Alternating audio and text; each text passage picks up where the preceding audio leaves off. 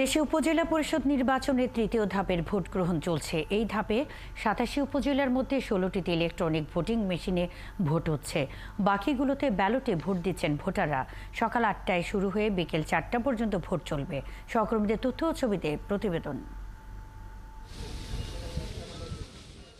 ৬৭ বছরের আব্দুস সালাম কখনোই ভোট দেয়া থেকে বিরত থাকেননি।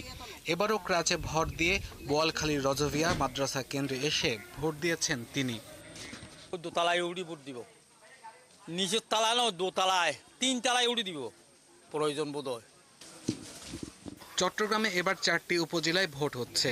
সকাল থেকে প্রায় সব কেন্দ্রেই ভোটারদের ভিড় লক্ষ্য করা গেছে। রংপুরেও বেলা বাড়ার সঙ্গে সঙ্গে ভোটারদের উপস্থিতিও বাড়তে থাকে। বিভিন্ন কেন্দ্রে তাদের দীর্ঘ লাইন দেখা গেছে। নগদে ৫০০ টাকা বা তার বেশি পেমেন্টে পেতে পারেন ঢাকায় জমিসহ ২০ কোটি টাকার পুরস্কার।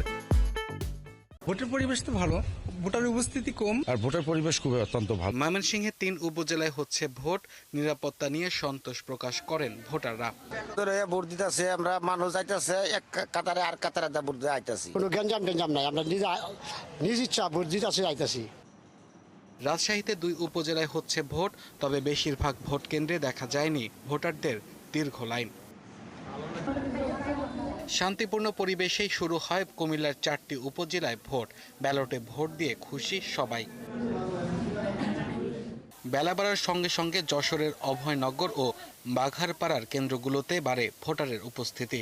এখানে পুরুষ ভোটারের চেয়ে নারী ভোটারের সংখ্যা বেশি দেখা গেছে। পৌরসভার ভোট হয়েছিল তখনও ইভিএমে দিয়েছি, এজন্য আমরা জানি সমস্যা হয়নি। কেউ কিছু বলতেছে না, যাদের যেখানে ভালো লাগে সেখানে দিয়ে। মানিকগঞ্জের সদর ও সাটুরিয়ায় ইলেকট্রনিক ভোটিং মেশিনে ভোট দিয়ে খুশি নবীনরা। তারা বলছেন ইভিএম পদ্ধতিতে ভোট দিতে কোনো অসুবিধা হয়নি।